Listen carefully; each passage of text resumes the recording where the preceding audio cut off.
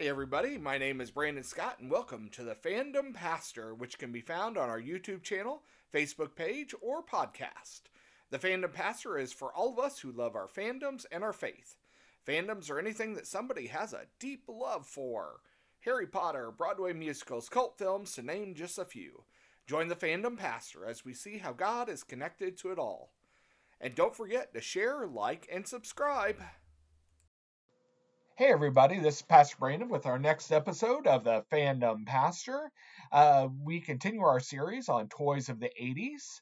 The clue from last time is that this iconic toy line, cartoon series, just this major phenomenon was a result of the success of Star Wars.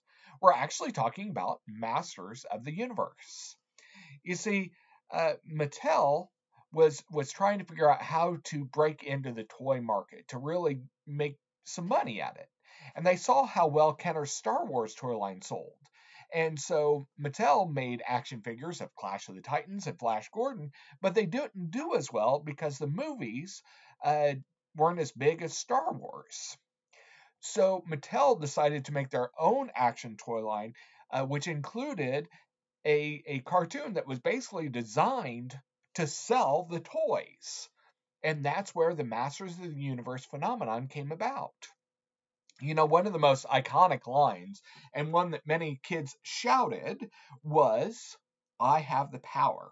Now, if you don't know the cartoon or anything like that, you will need to know that the whole storyline is about this guy, Prince Adam, who was he was royalty in the land of Eternia, and he was given a sword that allowed him to call upon the power of the Castle Grayskull to be able to become far more powerful and able to do far more than he could ever do it on his own in the character of He-Man. Now, he was able to do far more. He was able to fight Skeletor and the other evil creatures of Snake Mountain and protect the land of Eternia. And he was only able to do this by reaching out to an outside power, a power that would give him more abilities than he could do on his own.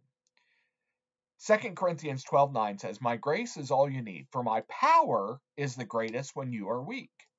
You see, we are all weak in comparison to the world, in comparison to all of the outside influences.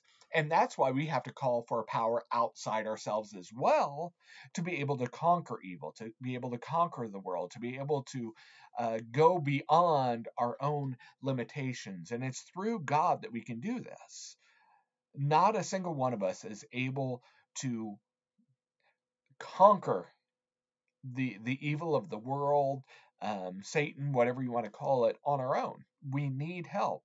And that help comes from outside ourselves. And it's being able to serve God in that capacity, to be able to walk as his sons and daughters, as people who serve the risen Savior in Jesus Christ. We are in this world, but not of this world. And it's only by reaching out to God that we can truly be who we are called to be.